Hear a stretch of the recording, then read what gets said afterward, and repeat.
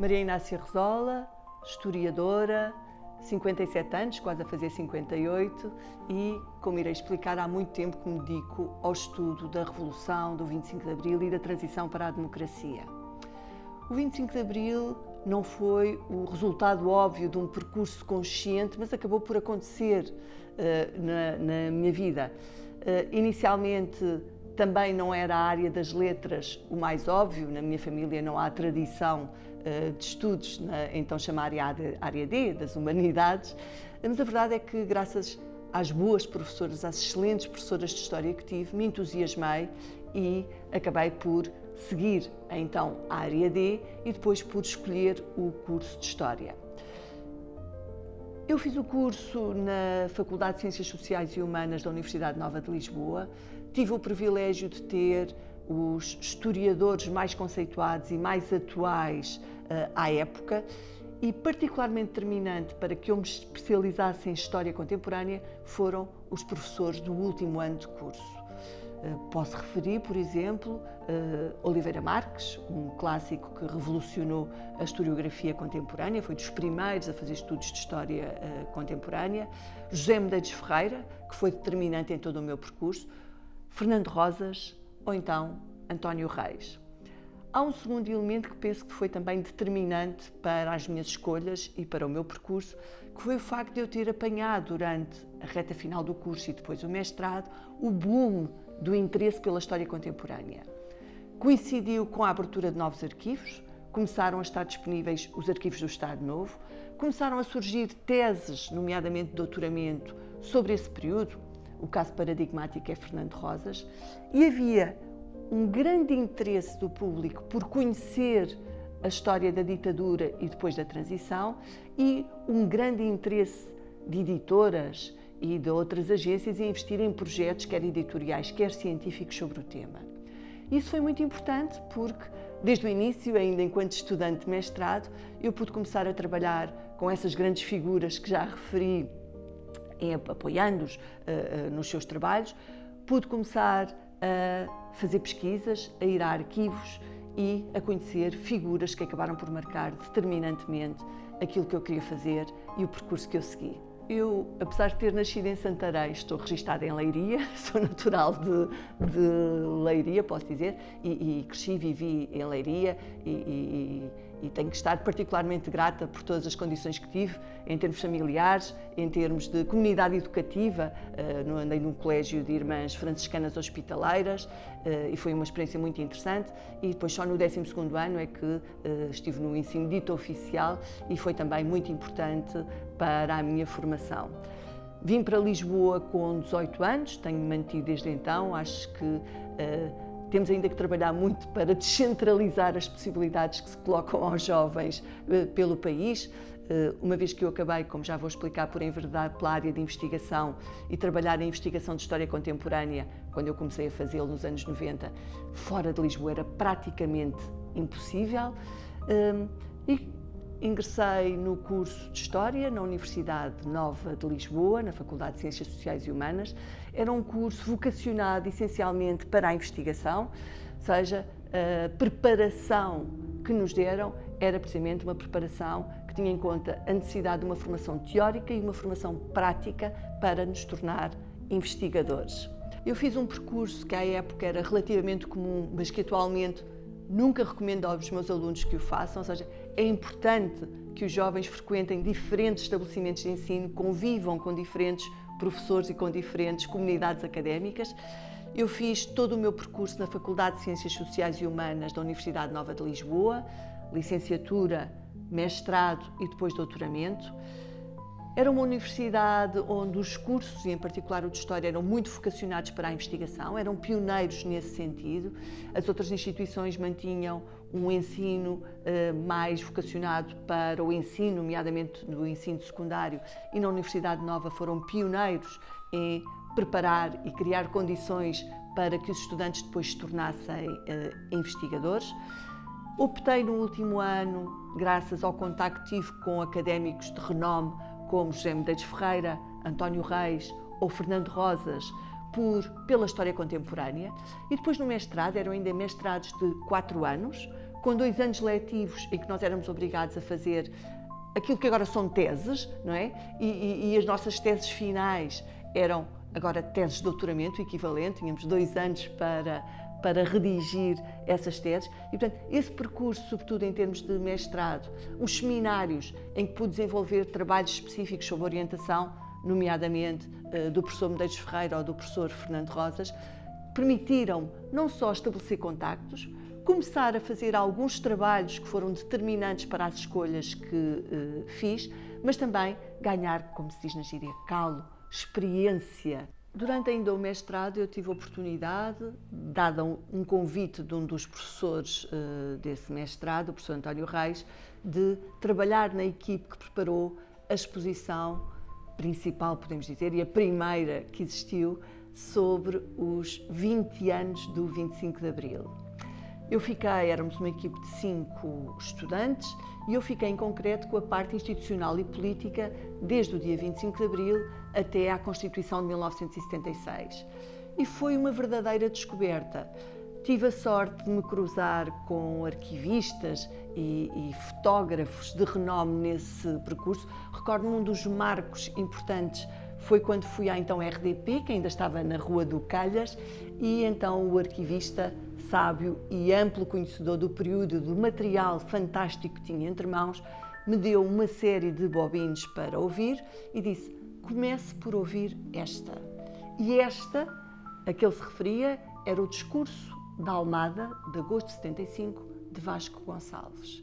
A partir daí, eu que pouco sabia sobre quem era Vasco Gonçalves, que pouco sabia sobre o que era o verão quente, não consegui parar de investigar e de querer saber mais sobre esse período. Em termos fotográficos aconteceu uma mesma coisa. Eu tive a oportunidade de encontrar fotógrafos, à medida que ia aos arquivos e que ia solicitando imagens, como o Alfredo Cunha ou o Inácio Lugero, que foram de uma extrema disponibilidade, tiveram uma grande paciência didática para me explicar o significado e as imagens que nos iam cedendo, e isso foi determinante para que eu me entusiasmasse. E ainda que tenha feito investigações sobre outros temas, o 25 de Abril e a transição continuam a ser um foco central dos meus estudos.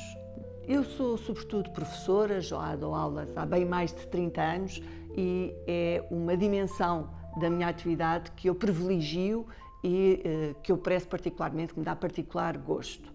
No entanto, quando fui desafiada pelo então comissário Pedro Adão e Silva para iniciar funções na Comissão Comemorativa dos 50 anos do 25 de Abril, eu confesso que comecei por hesitar. Eu não tenho perfil para atividade pública nem para uma intervenção pública e, portanto, hesitei bastante. De qualquer forma, aconselhada por várias pessoas que me têm acompanhado no processo, eu percebi que esta era uma oportunidade única.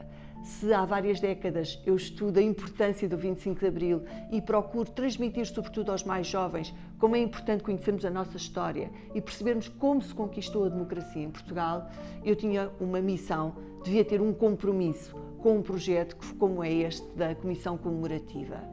É muito interessante perceber o investimento que houve de toda a sociedade portuguesa em fazer umas comemorações alargadas. As comemorações iniciaram-se em 2022, quando Portugal passou a ter mais anos de democracia do que aqueles que tinha tido em ditadura, e tínhamos em conta que essa ditadura foi muito grande.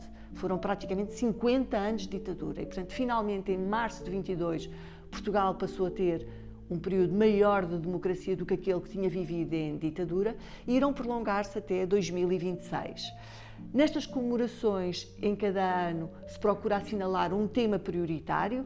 Começou-se com o desvendar das condições que vão conduzir ao 25 de Abril, recordando e salientando a importância de elementos como a luta sindical e do movimento operário, a luta estudantil, para depois, a partir do ano de 24, nos começarmos a focar no movimento das Forças Armadas, não esquecer que o derrubo da ditadura foi protagonizado precisamente por esse movimento das Forças Armadas, e depois ver os principais passos que vão permitir a aprovação da Constituição de 1976 e o ciclo eleitoral de institucionalização da ordem democrática que aconteceu nesse ano de 76, com eleições legislativas, eleições presidenciais, eleições para as regiões, que passaram a ser regiões autónomas da Madeira e dos Açores, e finalmente a 12 de dezembro de 76, as primeiras eleições autárquicas livres de sempre na história de Portugal.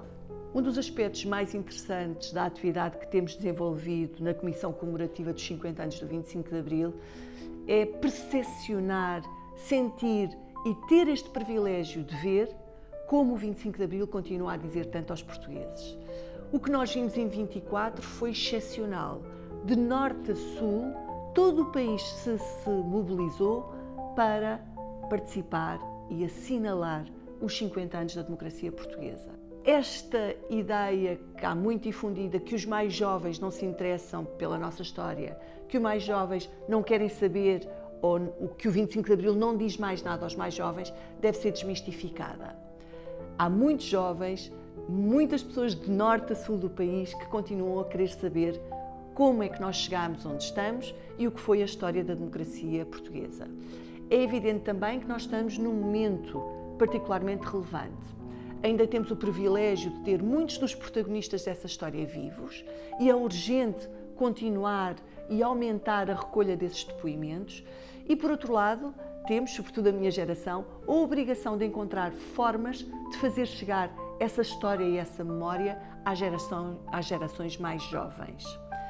Se alguma falha existe, em meu entender, existe na forma como muitas vezes nós queremos transmitir essa história e essa memória. Um dos momentos decisivos no meu percurso foi, sem dúvida, o meu envolvimento no 20º aniversário do 25 de Abril.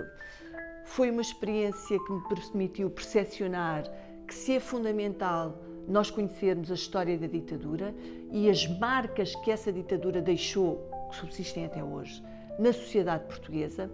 Também me deixou patente essa experiência que é preciso conhecer e acarinhar a forma como a democracia portuguesa nasceu. Os cientistas políticos que têm feito análises comparadas sobre as transições de ditaduras para a democracia no mundo contemporâneo destacam sempre o caráter original e único daquilo que aconteceu em Portugal. Nós estamos a falar de um derrubo de uma longuíssima ditadura que aconteceu em menos de 24 horas, que foi protagonizada por um corpo intermédio das Forças Armadas, capitães, quando o comum à época era serem generais a fazer golpes de Estado para instaurar ditaduras. E estamos a falar de um processo a que a população aderiu de imediato e com grande entusiasmo. Eu recordo sempre a história e a memória que Adelino Gomes nos conta sobre esses momentos, referindo-se ao momento em que os populares que aguardavam no Terreiro do Paço, na manhã de 25 de Abril, o desenlace ou as movimentações militares em curso, esses populares rompem o cerco policial e juntam-se à coluna de Salgueiro Maia e sobem até aqui, até ao Carmo, fazendo com que aquilo que tecnicamente era um golpe de Estado passasse a ser, desde esse momento, um processo revolucionário. É evidente que os processos revolucionários não são isentos de tensões. O que estava em causa, depois de 48 anos de ditadura, 48 anos de censura, 48 anos de uma sociedade espartilhada que, há mais de uma década, travava uma guerra colonial que não tinha fim militar à vista, é muito importante perceber que tudo estava em aberto. Ou seja, no período de 74-75, nós vamos ter uma multiplicidade de projetos políticos, de propostas de cariz muito diferente, que resultaram depois na Constituição de 1976. Ou seja, ao fazerem o 25 de Abril, os capitães traziam consigo o programa do MFA, que falava genericamente em democracia, mas cujos parâmetros não eram claramente definidos. E, portanto, aquilo que se vai jogar durante esse período de 74-75 é definir precisamente que país queremos nós, quais são as instituições que devem reger o país e como é que a sociedade se deve organizar. A luta foi intensíssima, havia muitas propostas de cariz muito diferentes sobre a mesa e, no final, nós temos a Constituição de 76, que é uma Constituição verdadeiramente revolucionária. Nenhum legado está seguro em nenhum contexto, e muito menos os chamados legados históricos. E, neste caso, o legado do 25 de Abril não pode ser dado como garantido, tal como a democracia nunca pode ser dada como garantida. A democracia é um organismo vivo que tem que ser trabalhado, que tem que ser acarinhado, que tem que ser cultivado todos os dias. E o mesmo se passa com a história. E esta história mais recente encerra em si um problema que toda a história tem, mas que neste caso se torna mais evidente, que é o desejo de alguns setores, ou de algumas figuras, de manipular politicamente essa história com objetivos de política corrente e atual. A história não deve servir para esses fins, não é esse o seu objetivo. A história ajuda-nos a situar-nos, posiciona-nos no nosso mundo e permite-nos, em muito sentido, perceber não só de onde vimos, mas também para onde vamos e aquilo que queremos do nosso futuro. E, portanto, é preciso continuar a trabalhar, a divulgar e a acarinhar o legado do 25 de Abril, abrindo novas perspectivas para que os mais jovens se interessem e façam novos trabalhos e novas descobertas sobre essa história tão interessante que é a nossa. A democracia tem uma linha vermelha, tal como têm muitas outras dimensões da nossa vida. E, sobretudo, o que nós temos de ter consciência é que a democracia é feita por nós. Há instituições, há representação democrática, mas quem elege quem nos governa e quem pode e deve participar a diferentes níveis para que esta democracia seja cada vez melhor, somos todos nós, nos nossos lugares de trabalho, no nosso cotidiano, na nossa intervenção, que não tem que ser necessariamente uma intervenção muito visível publicamente, mas que pode e que muitas vezes faz toda a diferença. Felizmente, nós dispomos de abundante bibliografia e muitíssimos recursos para conhecer mais sobre o 25 de Abril. Mas eu não posso deixar de chamar a atenção para o trabalho que a Comissão tem desenvolvido, em parceria com muitas instituições académicas e educativas. Temos uma multiplicidade de dossiês digitais com recursos vários, fotografias, filmes, entrevistas, documentos, que permitem conhecer alguns dos aspectos centrais da Revolução de 74-75 e temos uma multiplicidade de exposições itinerantes que estão abertas a ser acolhidas por todas as instituições que o queiram, que de uma forma didática nos contam esta história do 25 de Abril. Uma das grandes apostas neste ano final, que é o ano de 26, de fechamento, de encerramento das celebrações, vai ser um curso de largo alcance, promovido por uma plataforma chamada Now, que vai retratar precisamente, por um lado, os últimos anos da ditadura portuguesa e todo o processo que conduz à Constituição de 1976. Não serei eu, certamente, a melhor pessoa para avaliar o trabalho que foi feito pela Comissão dos 50 anos do 25 de Abril. Compete aos públicos e aos que se interessam por estes temas avaliá-lo.